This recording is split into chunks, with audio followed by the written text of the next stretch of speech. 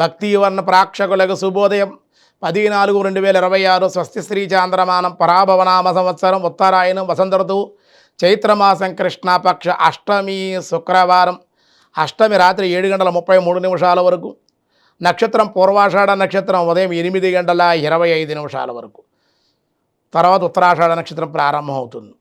వర్జం సాయంత్రం 5:03 నుండి 6:47 వరకు. దుర్ముహూర్తాలు ఉదయం 8:18 నుండి 9:08 వరకు. మళ్ళీ మధ్యాహ్నం 12:25 నుండి 1:14 వరకు. సూర్యోదయం 5:51, సూర్యాస్తమయం 6:10. అమృత గడియలు తెల్లవారుజామున 3:25 నుండి 5:09 వరకు.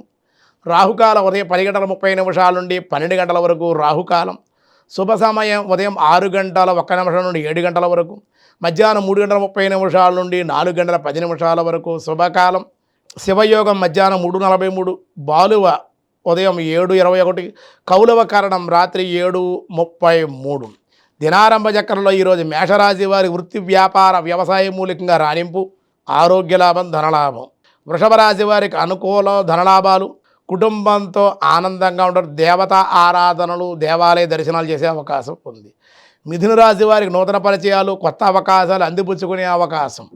కర్కాటక రాశి వారి ఆదాయాన్ని మించిన ఖర్చులు చేయుట, అనవసర ప్రయాణాలు. సింహరాశి వారికి నేత్ర శిరోపీడన, కొన్ని సమస్యలు వేధించే అవకాశం. రుద్రాభిషేకం లేదా ఏదైనా దేవాలయ దర్శనం చేయడం వల్ల అన్ని విధాలుగా అనుకూలం. కన్యారాశి వారికి కొన్ని విషయాల్లో భయభ్రాంతులకు గురి అయ్యే అవకాశాలు, కొంచెం జాగ్రత్తగా ఉండవలసిన అవసరం ఉంది. ఆంజనేయ సుబ్రహ్మణ్యేశ్వర ఆరాధన మేలు చేస్తుంది.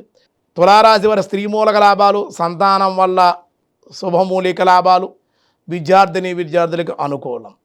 వృశ్చిక రాశి వారికి కొన్ని అవమానకరమైన సంఘటనలు జరగడం, ధనమునకు ఇబ్బందులు, తన కింద పనిచేసే వాళ్ళ ద్వారా కూడా మాటలు పడే అవకాశం. ధనస్సు రాశి వారి అన్ని రంగాల వారికి ఈరోజు అనుకూలంగా ఉంది. బదిలీలు, ఉద్యోగస్తులు ప్రమోషన్లు, జీతం పెరిగే అవకాశం ఉంది. మకర రాశి వారికి కోపంగా మాట్లాడటం వల్ల విరోధాలు, పనులన్నీ కూడా ఈ కోపం వల్లే వాయిదా పడే అవకాశాలు ఉన్నాయి. కుంభరాశి వారు రుణములు తీరడం వల్ల ఊరట పొందుట, అనుకూలతలు, ధనవృద్ధి.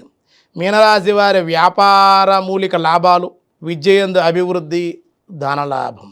ఈరోజు శుక్రవారం కావడం వల్ల మహాలక్ష్మి అమ్మవారిని నారాయణ సమేతంగా ఆరాధించడం, కుంకుమార్చన చేయడం, సుమంగళిలా కుంకుమను ధరించడం వల్ల సౌభాగ్యత్వము, సంతాన వృద్ధి, ధనవృద్ధి, సంపదలు కూడా కలుగుతాయి. కాబట్టి లక్ష్మీదేవి ఆరాధన శుక్రవారం ప్రతి స్త్రీ కూడా చేయడం వల్ల విశేషమైన సత్ఫలితాలు కలుగుతాయి. లక్ష్మీ అనుగ్రహం కూడా కలుగుతుంది.